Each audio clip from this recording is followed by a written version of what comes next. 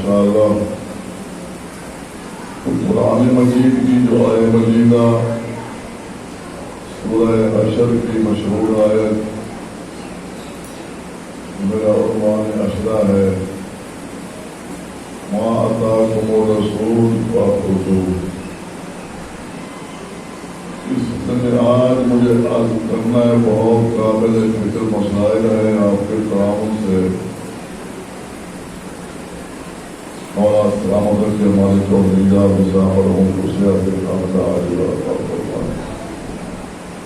تو اس حالات میں بھی مولا کے ذکر میں حاضری دیتے ہیں، ان کی حاضری ماشاءاللہ مولا کو بتایا۔ میں عرض کر رہا تھا تمام مومنین مومنات کی صحت و سلامتی کے لیے میں جو گفتگو کر رہا ہوں میرے دل میں ہوتا ہے تمام کی صحت و سلامتی۔ پورے دین کا ایک مقصد ہے اور ایک مرکز ہے، چپ ہو گیا تھا مکمل دین کا، کیونکہ دین اللہ کا بنایا ہوا ہے، دین اللہ بھی ایک ہے، دین بھی ایک، دین ایک تھا، ایک ہے، ایک رہے گا۔ تو میں اعلان کر کے کہہ رہا ہوں اس پورے دین کا، ڈاکٹر صاحب پورے دین کا ایک مقصد ہے اور ایک پورے دین کا مرکز۔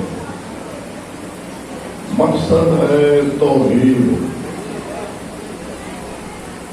مرکز ہے رسالت۔ پورے دین کا مقصد کیا ہے؟ توحید، مرکز ہے رسالت۔ تمام مسلمانوں کا مقصد بھی ایک ہے، جو سمجھ رہے ہو، مرکز بھی ایک ہے۔ جن کا مقصد ایک نہیں، جن کا مرکز ایک نہیں، جن کا خدا ایک نہیں، جن کا رسول ایک نہیں، وہ مسلمانوں کے خلاف ایک ہیں۔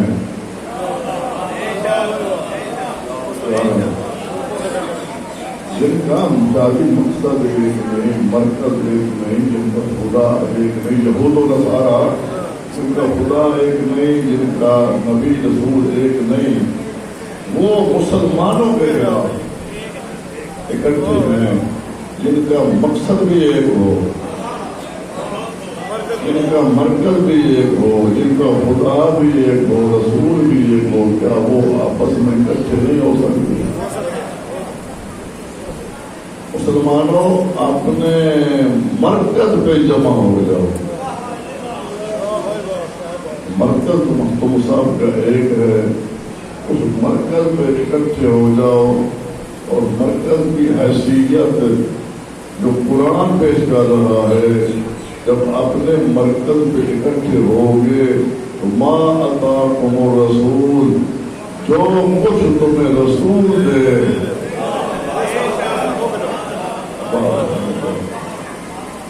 رسول مسلمانوں کا یہ دین کا مرکز ہے، غازی مرکز، اور اللہ مرکز کی حیثیت واضح کر رہا ہے، جو کچھ تمہیں رسول دے وہ لے لو، اور جس سے رسول روکے اس سے رک جاؤ۔ یہ میرا عنوان نشرہ ہے۔ اسی آیت کے تحت میں شیعوں کا عقیدہ نبوت پیش کر رہا ہوں کہ شیعوں نے صرف رسول کو مانا ہے۔ سوال پڑھ رہا ہے مانا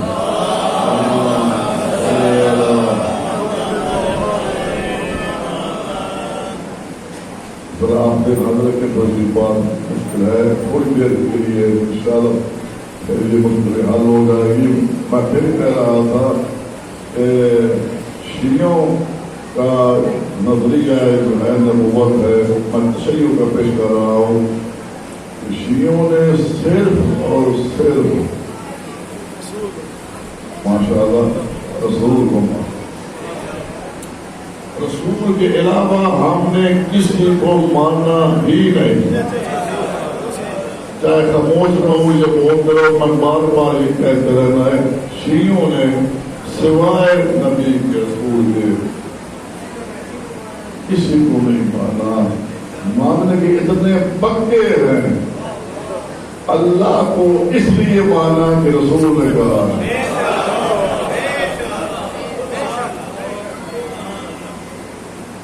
رسول نے کہا ہے۔ شیعوں نے قرآن کو نازل ہوتے ہوئے دیکھا نہیں، ماننا اس لیے کہ نبی نے کہا۔ جنت و نار کو دیکھا نہیں، ماننا اس لیے کہ رسول نے کہا۔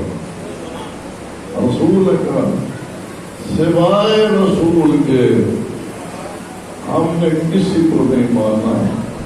رسول نے کہا نماز پڑھو، مان لیا، روزے رکھو، مان لیا، زکاتیں دو، مان لیا، حج کرو، مان لیا۔ رسول کہتا گیا، ہم مانتے گئے، رسول کہتے گئے، ہم مانتے گئے۔ اگر ہم نے رسول کی کوئی ایسی بات بھی مان لی جو کسی کو ناگوار گزرے، پھر ہمارا قصور نہیں ہے، ہم نے تو رسول کو مانا۔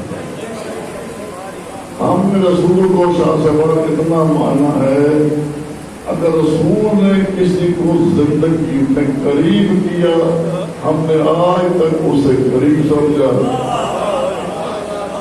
جس کو رسول نے دور کیا، آج تک ہم نے اسے دور سمجھا ہے۔ اگر رسول نے کسی کا انتخاب کر دیا ہے،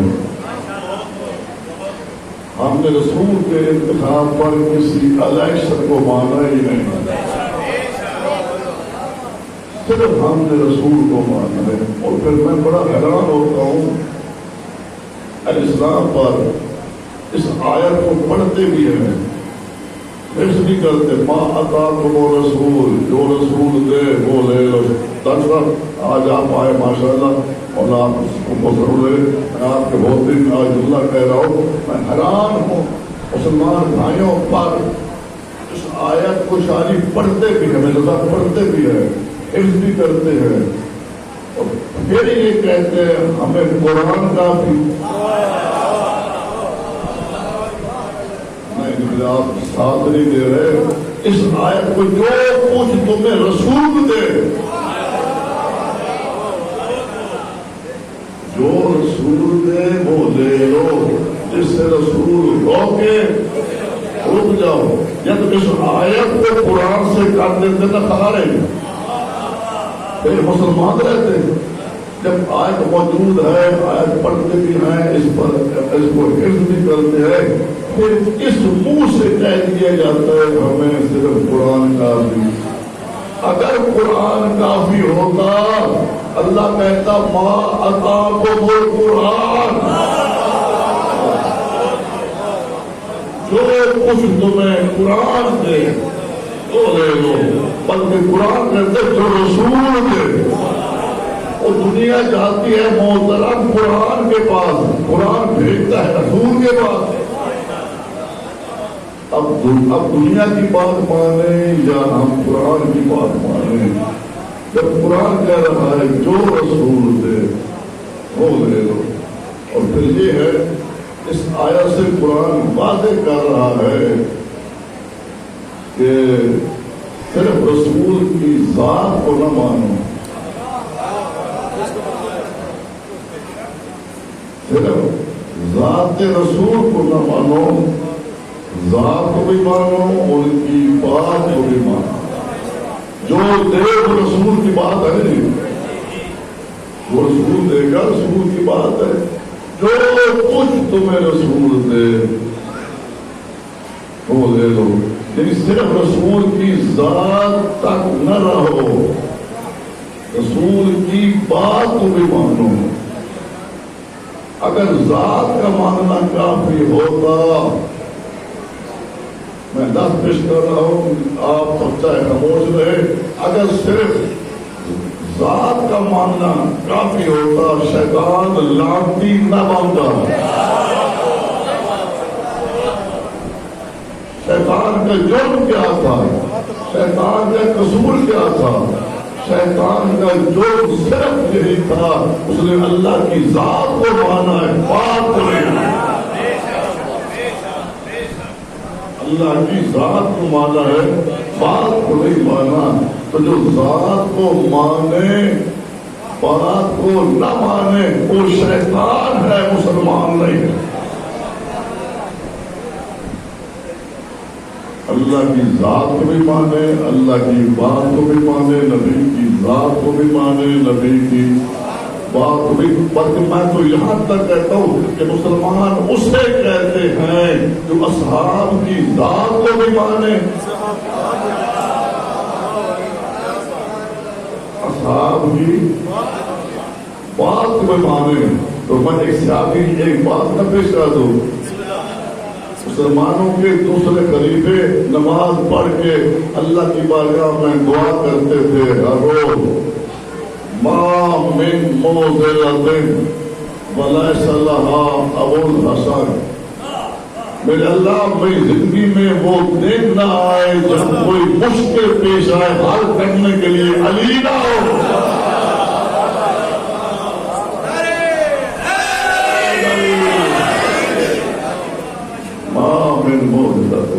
وہ ان کی یہ بہت مشہور دعا ہے کہ میری زندگی میں وہ دن ہی نہ آئے جب کوئی مشکل پیش آئے حل کرنے کے لیے علی نہ ہو.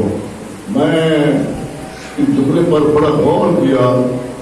انہوں نے یہ نہیں کہا کہ وہ دن نہ آئے جب کوئی مسئلہ پیش آئے حل کرنے کے لیے علی نہ ہو، یا کوئی حدیث پیش آئے حل کرنے کے لیے علی نہ ہو، جب کوئی آیت پیش آئے حل کرنے کے لیے علی نہ ہو. ماں من موذلۃ، عربی دانوں سے پوچھو موذلۃ کہتے ہیں مشکل کو. کیوں؟ اس لیے کہ بڑے بصیرت جملہ انہوں نے فرمایا ہے. اگر کہتے تھا کہ کوئی مسئلہ پیش آئے تو مسئلہ پیش حل کرنے والے کو عالم کہتے ہیں، حدیث بتانے والے کو محدث کہتے ہیں، آیت کو سمجھانے والے کو مفسر کہتے ہیں. لیکن جو مشکل حل کرے اس سے مشکل کشا کہتے ہیں.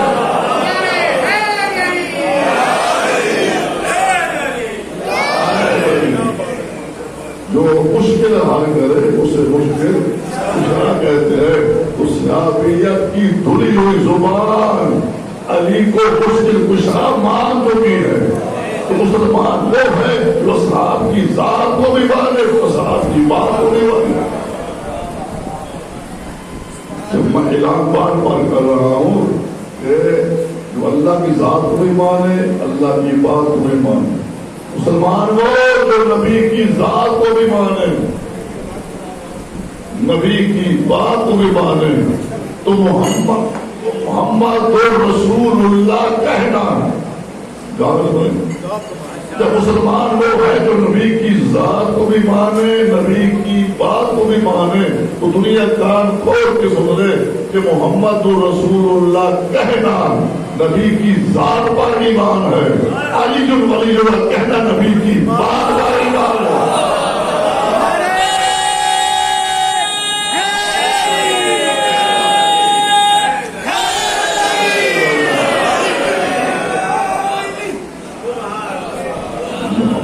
رسول اللہ کہنا یہ تو نبی کی ذات پر ایمان ہے، اور علی ولی اللہ کہنا نبی کی بات پر ایمان ہے.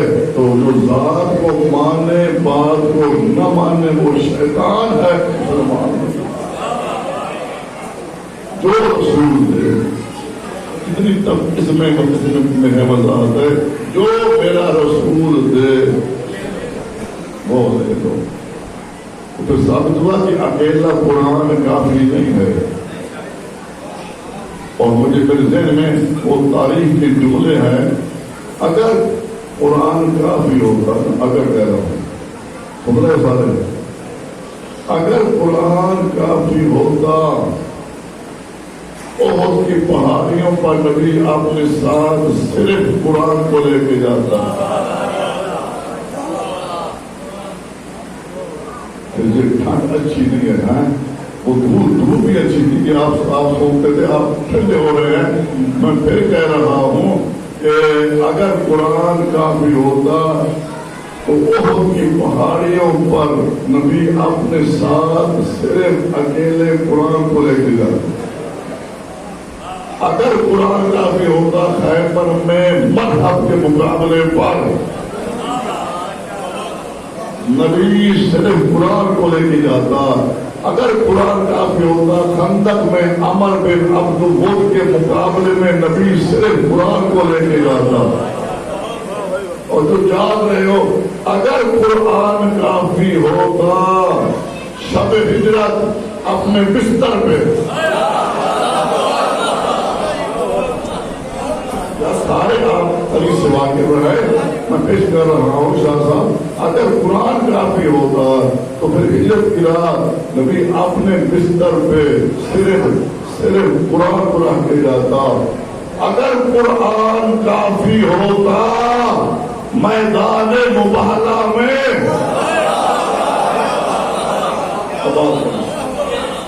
اگر قرآن کافی ہوتا میدان مباہلہ میں نبی اپنے ساتھ صرف قرآن کو لے کے جاتا. جب نبی کی زندگی میں قرآن کافی نہیں ہو سکا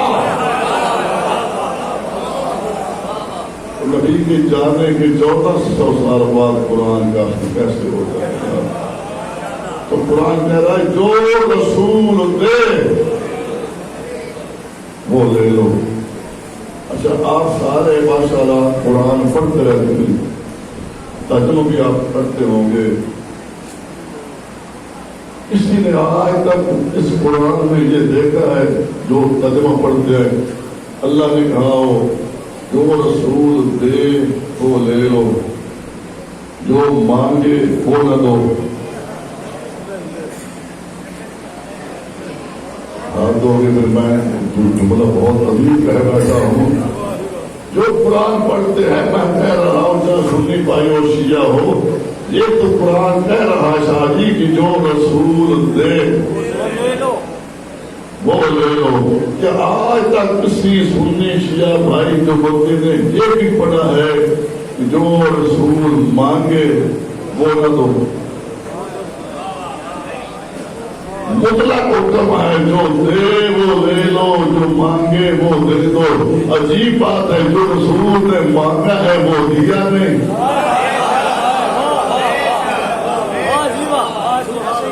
جو مانگی ہے وہ دی نہیں، جو دی ہے وہ دی نہیں. اللہ واضح کر رہا ہے اتنا یہ عام ہے حکم ہے جو رسول دے کہ اگر زندگی میں اجر اور رسالت مانگے وہ دے دو، آخر وقت میں طلب مانگے تو وہ دے دو. جو رسول دے وہ دے دو، جو مانگے وہ بھی دے دو. ابھی کہتے ہیں مطلق حکم ہے جب دے جو دے جس وقت دے جس کے بارے میں. اس میں کوئی قید نہیں ہے کہ گھر میں دے تو لے لو، میدان میں دے تو نہ لے لو، مسجد میں دے تو لے لو اور باہر دے تو نہ لو. نہیں، جب دے جہاں دے جس وقت دے یہ مطلق حکم ہے. کہتے اللہ کا اتنا اعتماد ہے میرا حبیب جب دے گا میری مرضی کے مطابق دے. ہمیں ان چیزوں کو سمجھنا چاہیے کہ اللہ نے ہمیں دین دیا ہے، دین کا مقصد توحید ہے، مرکز رسالت ہے. اور پھر اللہ نے اسی سلسلے کو واضح کیا اپنے حبیب کے سورت احزاب میں بھی اللہ نے کہا ہے یاد رکھو میرے حبیب کو پہچانو. شاہ صاحب جملے بڑے قابل سے رہا ہے میرے حبیب کو سمجھو. آپ نے ایسا نہ سمجھنا میں اللہ ہو کر میں اعلان کر رہا ہوں میرے نبی تمہیں جب بھی بلائے گا اپنی طرف نہیں بلائے. ماشاءاللہ ماشاءاللہ آگے والے ماشاء اللہ سلوات پڑھنے پڑھنے کا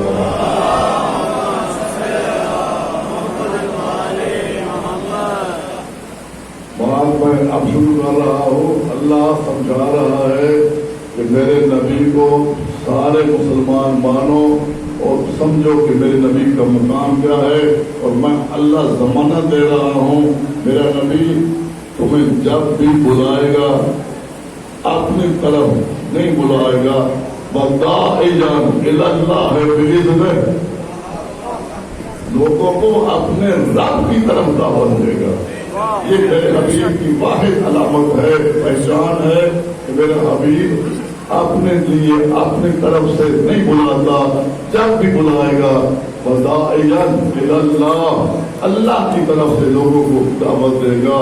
اور پھر اللہ فرماتا ہے کہ میرے حبیب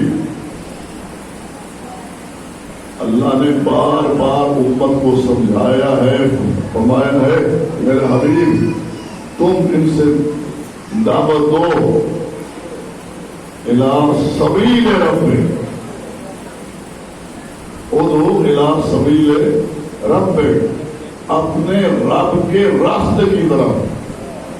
یعنی میرا حبیب کا کام یہی ہے کہ لوگوں کو میری طرف دعوت دینا. اس میں بڑا عجیب اب کہا ہے کہ حبیب میرے راستے کی طرف. اللہ کا راستہ کون سا جیتی روڈ ہے جو اللہ تک ہمیں پہنچاتا ہے؟ کون سے ایسے بڑا راستہ ہے؟ اللہ کہہ رہا ہے حبیب میرے راستے کی طرف دعوت دو. تو اللہ کے راستے کا نام ہے اسلام. بندوں کے راستوں کے نام اور ہوتے ہیں, واحد اللہ کا راستہ ایسا ہے کہ جس راستے کا نام کیا ہے؟ اسلام. اللہ کے راستے کا نام ہے اسلام. ابھی لوگوں کو اسلام کی طرف دعوت دو. جو اسلام ہے مجھ تک پہنچنے کا راستہ. جب آپ اسلام میں آ گئے, اب میں سوال کر رہا ہوں, مجھے مل کر آپ نے جواب دینا ہے. اسلام میں برتر کون ہے اور کم تر کون ہے؟